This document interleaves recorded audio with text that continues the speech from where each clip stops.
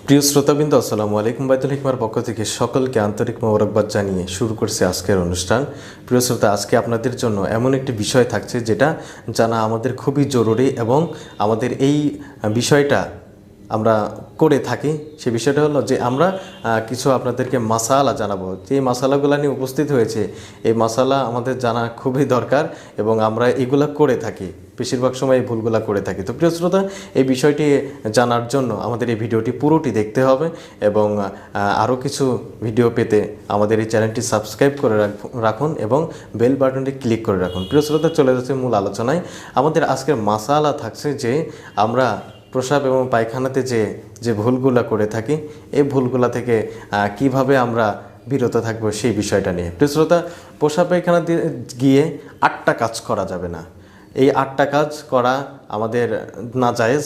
এই 8টা কাজ থেকে আমরা বিরত থাকব। প্রথম কাজটি হলো যে আমরা প্রস্রাব পায়খানাতে যে কথা বলবো না, কোনোভাবেই কথা বলবো না। কেউ ডাকলে এটার উত্তরও দেব না। তাহলে প্রথমে জানলো যে কথা বলা যাবে না এবং সালাম দেওয়া যাবে না, সালামের উত্তর দেওয়াও যাবে না। যদি সালাম না দেয় তাহলে তো সালামের উত্তর দেওয়ার কোনো প্রশ্নই আসে না। আরও একটি যে আমরা এই প্রস্রাব পায়খানাতে যে জিকির বা তাসবিহ পাঠ করব না এবং কোরআন তেলাওয়াত করব না। এই দুইটা জিনিস খুবই জরুরি।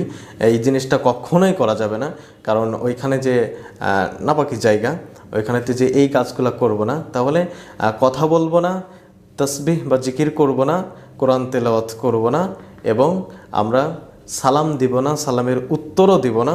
আরও একটি কাজ, সেটা হলো আমরা অনেক ক্ষেত্রেই এই জিনিসটা কিন্তু সকলেরই দেখা যায় যে প্রস্রাব পায়খানাতে যেয়ে লেখাপড়া করতে চায়, লেখালেখি করে।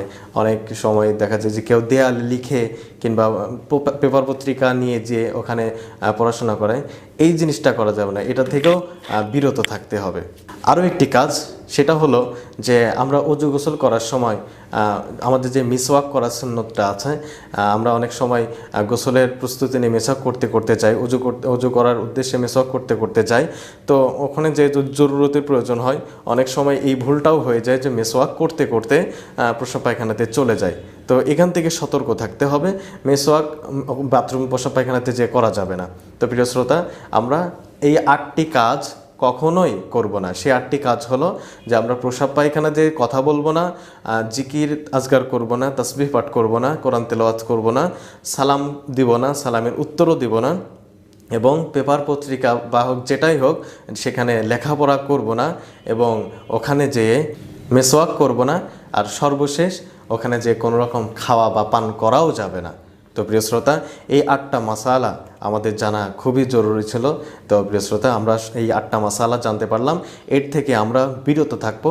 তো প্রিয় শ্রোতা, এরকম আরও টিপস পেতে, এরকম আরও মাসালা জানতে আমাদের এই চ্যানেলের সাথেই থাকবেন। চ্যানেলটি সাবস্ক্রাইব করে না থাকলে চ্যানেলটি সাবস্ক্রাইব করে রাখবেন এবং যদি আপনাদের কোনো প্রশ্ন থেকে থাকে তাহলে আমাদের নিচের কমেন্ট বক্সে এসে জানাবেন। আমরা এরকম ভিডিও নিয়ে আপনাদের সামনে ফিরব। ততক্ষণ পর্যন্ত সুস্থ থাকবেন, ভালো থাকবেন। আল্লাহ হাফেজ।